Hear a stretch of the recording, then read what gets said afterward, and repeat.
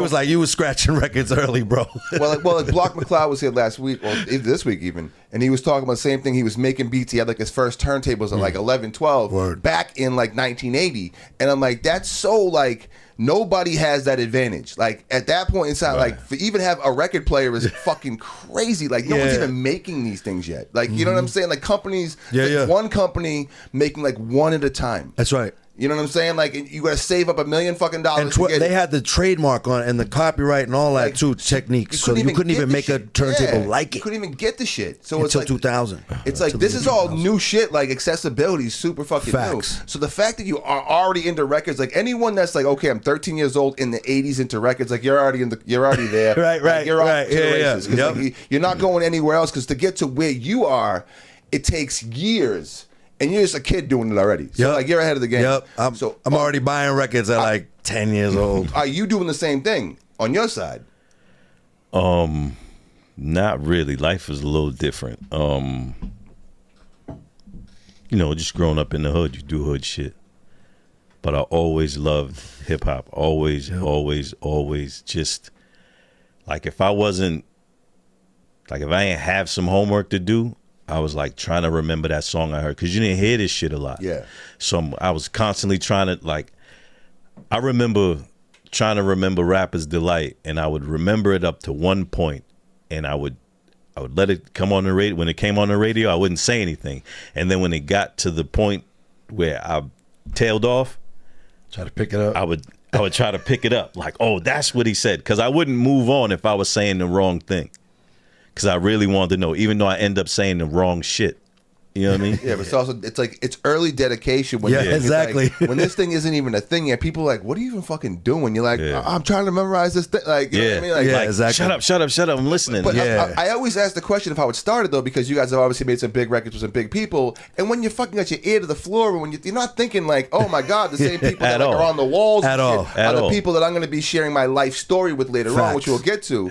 But that's why I like to start it here, because as a kid, especially when you're a super fucking fan to the point where you're like, I'm the kid listening to the fucking wall. Right, I'm that same hitting the floor like play the record. That's like fucking my mother's records up with a fucking turntable that didn't work. Didn't spin back, right? Never knew how to do it. And I'm in there like, look at this. I seen Yo MTV Rap Saturday night, so I see him doing it, and I'm like, I fucking got her Thriller record and just fucking it up. You know, my mom's young, so she's fucking me up, fucking the records up. You know what I mean? That kind of shit. You know, so I know exactly the place that you're at, and it's dope that in your one generation.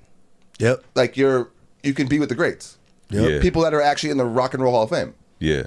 No, you don't even No, think and people about are telling me like by 87, I'm already telling people I'm gonna do that. I'm gonna be there with them. I'm gonna be there with. And there's not even them yet. There's a little bit though by 87. It's like, but not real. Like you know, by then you got Criminal Minded, you got Paid in Full. But they're not like, it's still very niche. It's not like LL Cool J. Well, to me, it's not niche at that point because we're already from 82, 83.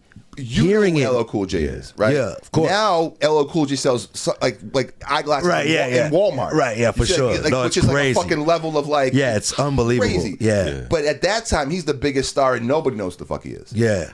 That's when you're doing it. Yeah. That's so when you say niche in the mainstream, yes, but for us, it just was way of life. It was life. Yeah. Like all you, like you would literally. So are you one of the guys too? Because shit came out on Tuesdays. Like you're already you're already there with the pre-order slips. Like you don't know, like you're getting the pre-order slip from Sam Goody. You're skipping school that day. You're already fucking in line. Like we're getting the CD. You're going like with your money. Like all right, I got every. Well, we coming from where you don't know where to get it yet.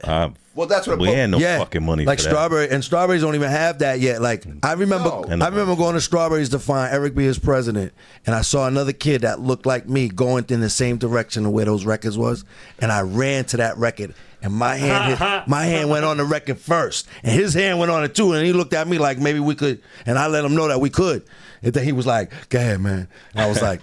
But I had that was Strawberries right there on Sturrow Drive. But I went all over town looking for it. My dad, yo, Pop, drive me over to this record store on this place. When I first got, that's early. Came from the Benzino episode. That's 85, I think. I bought Criminal Minded. Was the first. I think 89 was when it came out. But I was at Strawberries under the Boston Garden. You had to get it was behind the glass. Like it was like in like one of those little black tape cases. Like it was only like 20 tapes. Like the hip hop section was behind the glass. Like I was like 8 years old. You know what I'm saying? Like my pops had to be like, you can get that. Like that kind of shit. Yeah. He had to okay it. They had to like pull it up and put it on. I worked at Strawberries for 1 year. I worked at Strawberries for 1 year. It was like couldn't have been more than 50 tapes. Living the dream. Yeah, well, they would put it right in front of the register after we so all like when you're in it, like when it's that, and everyone's telling you it's not going to last, it doesn't work, it's not real. Yeah, fad. They told me that my whole life, all the way up to like last year. Yeah, all the way to last year.